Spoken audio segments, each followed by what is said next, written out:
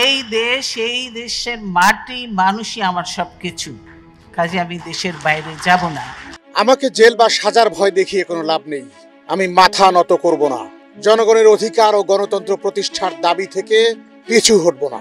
বলছি বাংলাদেশের ইতিহাসের সর্বকালের সবচেয়ে জনপ্রিয় নেত্রী বেগম খালেদা জিয়ার কথা। গুলি করে গদি রক্ষা হবে না। 2018 সালের 8 ফেব্রুয়ারি ঢাকার বকশীবাজারের আলিয়া মাদ্রাসায় স্থাপিত বিশেষ আদালতে বেগম খালেদা জিয়াকে 5 বছর সশ্রম কারাদণ্ড দেওয়ার পর একদিন গণমাধ্যমের সামনে এভাবেই বলছিলেন গণতান্ত্রিক বাংলাদেশ বিনির্মাণের রাহবার আপসহীন নেত্রী বেগম খালেদা জিয়া।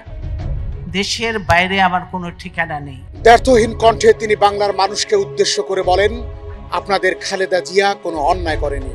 ন্যায় বিচার হলে আমার কিছুই হবে না। আর যদি ক্ষমতাসীন মহলকে তুষ্ট করার জন্য রায় হয়, তা কলঙ্কের ইতিহাস হয়ে থাকবে। দেশবাসীকে ছেড়ে কোথাও যাব না। আমি আপনাদের সাথেই আছি, আপনাদের সাথেই থাকব। রাজনীতি করি তো দেশের ভালোর জন্য, দেশের মানুষের কল্যাণ করার জন্য। তার এই আপসহীন রাজনৈতিক ক্যারিয়ার প্রায় 4 দশকের। বস্তুত এরশাদ সরকারের সময়ে যে দৃঢ়তার পরিচয় দিয়ে খালেদা জিয়া আপসহীন নেত্রী হয়েছিলেন, এখনও তিনি আপসহীনতার প্রশ্নে অদ্বিতীয়। বিগত 4 দশকের রাজনৈতিক জীবনে বেগম খালেদা জিয়া অনেকবার নিপীড়ন নির্যাতনের শিকার হয়েছেন। 2007 সালের 3 সেপ্টেম্বর তথাকথিত তত্ত্বাবধায়ক সরকার তাকে গ্রেফতার করে। তাকে সংসদ ভবন এলাকায় স্থাপন করা বিশেষ কারাগারে রাখা হয়। 2008 সালের 11 সেপ্টেম্বর হাইকোর্টের আদেশে মুক্ত হন খালেদা জিয়া। অনুরূপভাবে তারেক রহমানও কারা নির্যাতনের পর হাইকোর্টের আদেশে চিকিৎসার জন্য ব্রিটেনে চলে যান। স্বৈরাচার বিরোধী আন্দোলনে বেশ কয়েকবার তিনি আটক আদেশের মুখোমুখি হন।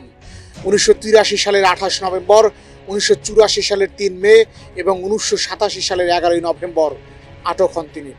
1987 সালে হোটেল পূর্বানীতে এক অনুষ্ঠান থেকে আটক করে আরও কয়েকজন নেতার সাথে তাকে মতিঝিল থানায় নেওয়া হয়। সে সময় পুলিশ তাকে জেলে পাঠায়নি। এরশাদ বিরোধী আন্দোলনের কিছু সময় তাকে একরকম গৃহবন্দী করে রাখা হয়। ফ্যাসিস্ট আওয়ামী মহাজোট শাসন আমলের বিগত 15 বছর তিনি সবচেয়ে বেশি নিগ্রহের শিকার হয়েছেন।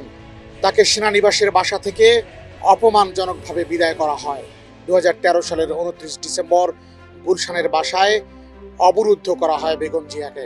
ওই সময় তার একটি জনসভায় বক্তৃতা দেওয়ার কথা ছিল। 2015 সালের 5 জানুয়ারি